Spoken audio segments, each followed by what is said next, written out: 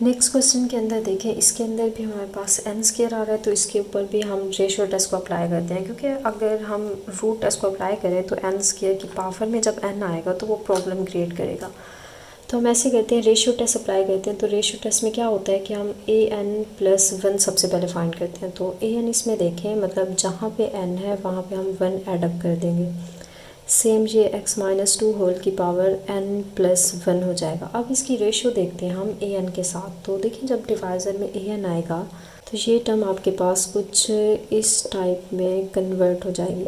अच्छा, अब इसके अंदर देखें x की पावर x माइनस टू की पावर n ऊपर भी अगर मैं इसको सेपरेट दे दूँ कि n पावर मैं सेपरेट कर लूँ, x माइनस टू होल की पावर n सेपरेट कर दूँ, क्योंकि यहाँ से हमारा ये कैंसिल हो जाएगा। तो जस्ट ओनली यहाँ पे n प्लस वन डिवाइज़र में n होल का स्क्वायर मैं लिख सकती हूँ, क्योंकि ऊपर भी स्क्वायर है, n का भी डिवाइज़र में स्क्वायर है, तो होल की पावर अगर मैं दे दूँ तो बाकी टर्म्स ही बचेंगी। अच्छा, अब देखिए अगर मैं यहाँ पे एब्सोल्यूट वैल्यू की कन्वर्जेंस देखना चाह रही हूँ, तो n तो पहले से ही पॉजिटिव है, पॉजिटिव नंबर है, तो इसके साथ मॉडुलस लगाएं या ना लगाएं एक ही बात है।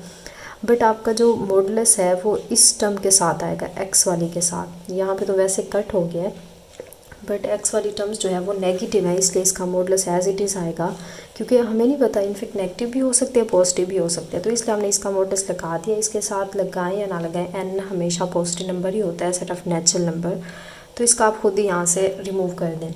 अच्छा, अब नेक्स्ट स्टेप क्या होता है? नेक्स्ट होता है कि आप इसकी limit n tend to infinite find करें। तो इसकी अगर मैं लिमिट यहाँ पे लगा दूँ, यहाँ पे भी limit n tend to infinite देके फाइंड करें, तो लिमिट जो है स्क्वायर के अंदर हम इसको लगा सकते हैं, क्योंकि ऊपर पावर n नहीं आ रही। अगर पावर n होती फिर हम अंदर अप्लाई ना करते। n यहाँ पे 2 जो है ऐसा कॉन्स्टेंट नंबर है, तो लिमिट आपकी अंदर अप्लाई हो जाएगी।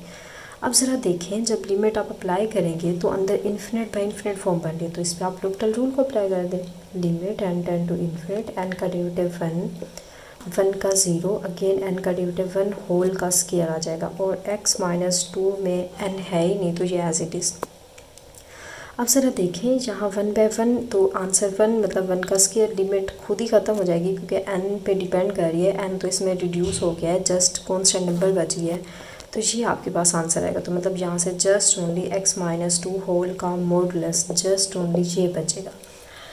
अब देखें, जो हमारा रेशियो टेस्ट है वो ये कहता है कि अगर जो ये आपका आंसर आया है ये 1 से लेस आया, तो आपकी सीरीज़ एब्सोल्युटली कन्वर्ज करेगी, क्योंकि हमने एब्सोल्यूट वैल्यू ली थी।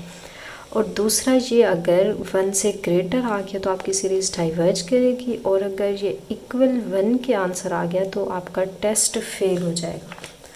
तो अब हम देखते हैं कि जहाँ पे हमारा टेस्ट जो है फेल हो रहा है, उस कंडीशन को हम अपनी सीरीज़ एक्चुअल के अंदर पुट करते हैं। फिर हम देखते हैं कि हमारी सीरीज़ का बिहेवियर क्या है, उसको हम अलग से चेक करते हैं कि क्या हमारी वो कन्वर्ज कर रही है या डाइवर्ज कर रही है। तो यहाँ से सबसे पहले तो देखिए इसका इंटरवल ऑफ कन्वर्जेंस क्या बन रहा है कि x माइनस टू है, अगर मैं मॉडुलस ओपन करूँ तो ये -1 हो जाएगा, -1 से ग्रेटर आएगा। तो अब देखिए -2 है, इसको हमने ख़त्म करना है, तो आप यहाँ पे भी +2 कर दें, यहाँ भी +2 कर दें, यहाँ पे भी +2 कर दें, तो ये कट हो जाएगा। जस्ट यहाँ से x बचेगा, लेस यहाँ से ग्रेटर, यहाँ पे 1 आ जाएगा, यहाँ पे आपके पास आंसर 3 आएगा। तो मतलब हमारा जो इंटरवल बन रहा है यहाँ से, तो इंटरवल ऑफ कन्वर्जेंस जो है वो 1 और 3 के बिटवीन में आ रहा है। अब हमें नहीं पता कि 1 इक्वल के लिए और इक्वल 3 के लिए हमारी क्या बनेगी, तो इसके लिए हमें चेक करना होगा, क्योंकि देखें जब मैं x माइनस टू इंटरवल यहाँ पे मॉडुलस ओपन करूँगी ये +-1 आएगा। तो यहाँ से दो कंडीशन बन रही है कि x माइनस टू इक्वल 1 आ गया, x माइनस टू इक्वल -1 आया, तो यहाँ से देखिए वैल्यू हमारी 3 आ गई, और यहाँ से x की वैल्यू जब दूसरी साइड पे जाएगा 2 प्लस हो जाएगा, तो ये 1 आंसर आएगा। तो बेसिकली हमने अब इसके लिए चेक करना है, तो अगर तो ये इक्वल कन्वर्जेंट आ गई तो हम यहाँ पे क्लोज का सिंबल लगा देंगे दोनों।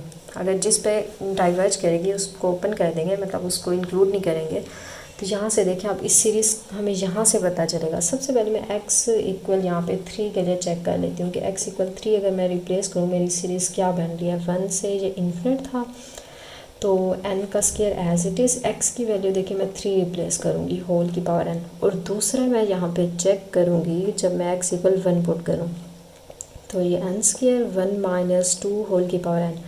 तो यहाँ से आप ज़रा देखें आपकी सीरीज़ किस टाइप की बन रही है। तो इसके अंदर अगर मैं देखें ये n का स्क्वायर है 3 माइनस 2, तो 1 की पावर n, तो ये खुद ही रिड्यूस हो जाएगा, आंसर ये आएगा। अब ये 1 से इन्फिनिट है, यहाँ पे n स्क्वायर, यहाँ -1 बच रहा है तो -1 लिखना पड़ेगा क्योंकि ये आपकी अल्टरनेटिंग सीरीज़ बन जाएगी। तो अब ज़रा देखिए n स्क्वायर यहाँ पे आ रहा है, तो अब इसको वैसे तो आप देख लें ये डाइवर्जेंट ही है क्योंकि जब इसको ओपन करेंगे n की वैल्यू पुट करेंगे 2 का स्क्वायर, यहाँ पे 3 का स्क्वायर एंड 4 का स्क्वायर, तो देखिए टर्म बहुत ज़्यादा बढ़ती जा रही है। जब पावर जो नंबर यहाँ आएगा बहुत बड़ा आएगा उसका स्क्वायर लेंगे तो इनफैक्ट इसका आंसर सम का इन्फिनिट आएगा। ये आपको ऐसे क्लियर नहीं हो रहा, आप इसको ऐसे कर लें, n स्क्वायर को नीचे ले आएँ तो ये n की पावर -2 हो जाएगी। तो by using P series test हमें ये कहता है कि जो n की पावर है अगर 1 से लेस आ जाए या उसके इक्वल भी आ जाए तो -2 आंसर हमारा 1 से लेस आ रहा है तो उसके लिए आपकी सीरीज़ हमेशा क्या करती है, डाइवर्ज करती है। तो यहाँ से हमें पता चला कि हमारी ये जो सीरीज़ है ये डाइवर्ज कर रही है। बट अब इस सीरीज़ को देखें, इस सीरीज़ के अंदर क्या हो रहा है कि n स्क्वायर साथ में -1 होल की पावर n भी आ रहा है, तो ये हमारी अल्टरनेटिंग सीरीज़ बन गई है। तो अगर अल्टरनेटिंग सीरीज़ टेस्ट में यूज़ करूँ, सीरीज़ अल्टरनेटिंग भी है, इनफैक्ट इसकी न्यूमेरिकल वैल्यू देखें तो ये आपकी इंक्रीजिंग नहीं बन रही, या आप इसकी जस्ट लिमिट ही फाइंड कर लें कि limit n tend to infinite अगर न्यूमेरिकल वैल्यू की मैं फाइंड करूँ वो 0 होनी चाहिए, बट ये तो इन्फिनिट का स्क्वायर मतलब इन्फिनिट आएगा। तो हमारा यहाँ पे जो कंडीशन थी अल्टरनेटिंग सीरीज़ टेस्ट की वो होल्ड नहीं कर रही, तो मतलब हमारी सीरीज़ क्या करेगी, डाइवर्ज करेगी। अल्टरनेटिंग सीरीज़ टेस्ट ही वो वाहिद होता है कि अगर कंडीशन फेल हो जाए तो हमारा टेस्ट फेल नहीं होता बल्कि वो सीरीज़ कन्वर्ज करने की बजाय डाइवर्ज करती है।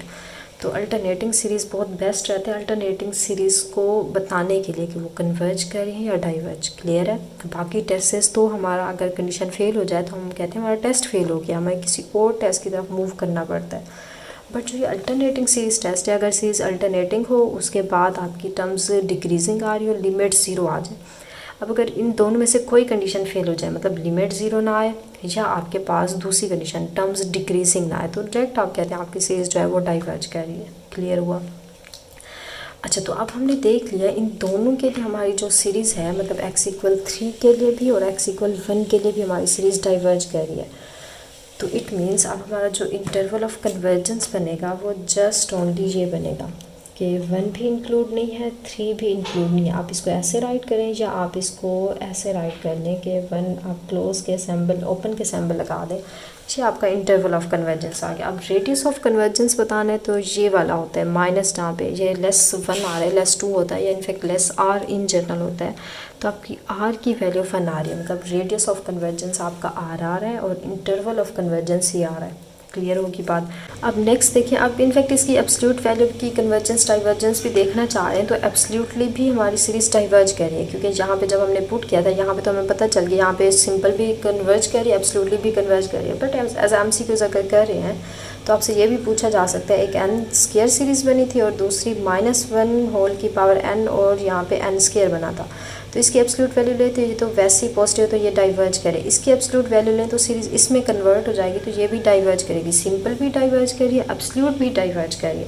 तो मतलब इन जनरल पूरी सीरीज़ आपकी डाइवर्ज करे, यहाँ पे कंडीशनली कन्वर्जेंट सीरीज़ नहीं आ रही। तो क्लियर हुआ। आप अगर मज़ीद डिटेल में डेप्थ में करना है तो आप कंडीशनली भी साथ साथ चेक करते जाएँ, क्योंकि ऑब्जेक्टिव टाइप क्वेश्चन में कुछ भी आपसे पूछा जा सकता है। अच्छा, इसका रेडियस ऑफ कन्वर्जेंस 1 आया था। अब नेक्स्ट एग्जांपल के ऊपर आ जाए। नेक्स्ट में देखिए n का फैक्टोरियल इन्वॉल्व हो रहा है, तो जैसे ही फैक्टोरियल हमारे पास आता है तो हम इसको भी रेशो टेस्ट से ही करते हैं क्योंकि उसमें कटिंग हो जाती है। तो रेशो टेस्ट के अंदर देखें जहाँ पे n नज़र आ रहा है वहाँ पे आप एडिशन करते जाएँ, सेम यहाँ पे भी +1 हो जाएगा, डिवाइज़र में भी 2 × n+1 कर दें और होल का फैक्टोरियल। अब जब मैं इसके डिवाइज़र में an को राइट करूँगी तो ये ऊपर आके रेसिप्रोकल होगा, मीन्स कि ये 2n होल का फैक्टोरियल ऊपर आ जाएगा और n फैक्टोरियल x की पावर n डिवाइज़र में आएगा। अब ज़रा इसको देखें, इसको सिंप्लीफाई करें, n+1 है। अब देखिए यहाँ पे n फैक्टोरियल है, ऊपर n+1 फैक्टोरियल, जो ग्रेटर होता है उसको हम एक्सपैंड करते हैं। तो ये n+1 आगे n आएगा n-1, बट यहीं पे आप स्टॉप कर दें क्योंकि हमारे नीचे कटिंग हो रही है, तो ये n का फैक्टोरियल आ जाएगा। क्लियर हुआ। ऊपर x की पावर n डॉट x की पावर 1 में अगर सेपरेट दे दूँ तो यहाँ 2n का फैक्टोरियल है। यहाँ पे देखें, इसको अगर मैं ओपन करूँ कि देखें यहाँ पे हमारे पास क्या बन रहा है, ये आ रहा है 2 × n+1 होल का फैक्टोरियल। अगर मैं देखें इसको अंदर मल्टीप्लाई करूँ तो ये 2n+2 बनेगा। तो 2n+2 और 2n में ग्रेटर कौन सा है, 2n+2 है ऑब्वियसली। तो इसको आप ओपन करें तो फैक्टोरियल 2n+2 आएगा। चलिए यहाँ पे लिख लेते हैं 2n+2, यहाँ पे एज इट इज़ लिखते हैं। अब इसके अंदर एक टर्म हम यहाँ पे सब्ट्रैक्ट करते जाते हैं। आप 2 -1 करेंगे तो +1 बचेगा। आप 2n+1 में से एक अगेन -1 करेंगे तो जस्ट 2n बचेगा। तो आप यहीं पे स्टॉप करके फैक्टोरियल लगा दें, क्योंकि ऊपर हमारा आ रहा है तो ये कटिंग हो जाएगी।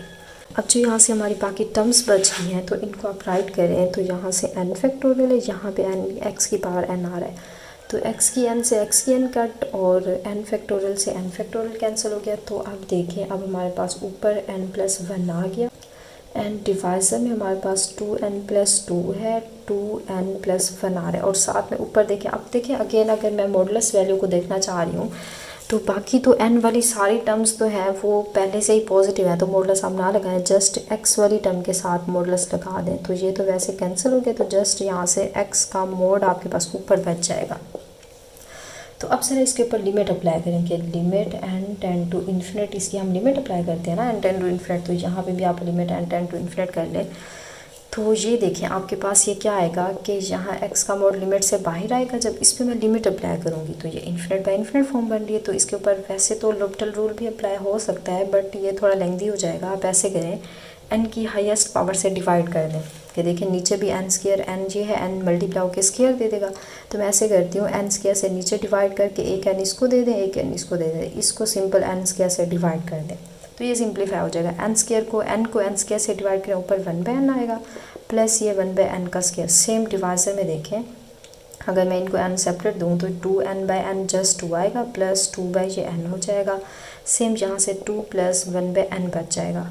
अब ज़रा इसके ऊपर देखें, लिमिट अप्लाई करें तो यहाँ से हमारा ये x का मोड एज इट इज़ आएगा। अब इसकी लिमिट अप्लाई करें तो ये 1/∞ आएगा, यहाँ से भी प्लस 1/∞ का स्क्वायर हो जाएगा एंड डिवाइज़र में देखें 2 + 2/∞ होगा, 2 + 1/∞ होगा। अब इसको देखें, ये x का मोड 1/∞ 0 प्लस 1/∞ 0, यहाँ पे 2 + 2/∞ 0 एंड 2 + 1/∞ भी 0 हो जाएगा। तो मतलब बच क्या गया टर्म्स हमारी, देखिए यहाँ से नज़र नहीं आ रहा, इसको रेज करते हैं यहाँ से। तो समथिंग रियल नंबर डिवाइजर में अगर इन्फिनिट आ जाए तो आपको पता है वो आंसर 0 देता है। तो मतलब हमारा x मोड आ गया और ऊपर 0 आ गया, 0 + 0 तो आंसर 0, 2 + 0 तो आंसर 2, मल्टीप्लाई 2 + 0 तो आंसर 2 आ गया। तो ये x का मोड मल्टीप्लाई 0/4, तो समथिंग रियल नंबर और डिवाइज़र में, इनफैक्ट डिवाइज़र में समथिंग रियल नंबर है, ऊपर 0 आ रहा है तो ये पूरी टर्म 0 हो जाएगी। x का मोड मल्टीप्लाई 0 तो मतलब आंसर 0 आ गया। तो आप ज़रा देखें कि हमारा रेशियो टेस्ट ये कहता है अगर आंसर 1 से लेस आ जाए तो आपकी series converge, in fact absolutely check की तो ये एब्सोल्युटली कन्वर्ज करेगी। तो आंसर तो हमारा +1 आ गया। +1 का मतलब यहाँ पे पूरी एब्सोल्युटली कन्वर्ज करिए हर इंटरवल पे। आप हमें बेसिकली इंटरवल ऑफ कन्वर्जेंस और रेडियस ऑफ कन्वर्जेंस बताना था।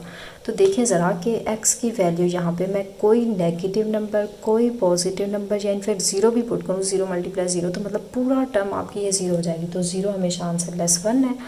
तो मतलब क्या हुआ कि all set of real number के लिए हमारी जो सीरीज़ है वो कन्वर्ज करे। तो आपका इंटरवल ऑफ कन्वर्जेंस ये आ जाएगा और आपका जो रेडियस ऑफ कन्वर्जेंस आएगा वो इन्फिनिट के इक्वल आएगा।